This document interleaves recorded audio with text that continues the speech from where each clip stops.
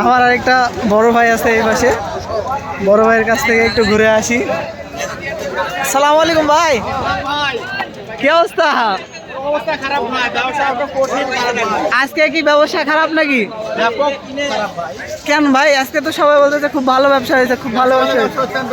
আজকে ডিল, শুক্রবারে তো গরুর বাজারও খুব ডিল গেছে ভাই। আপনার বাজারও ডিল?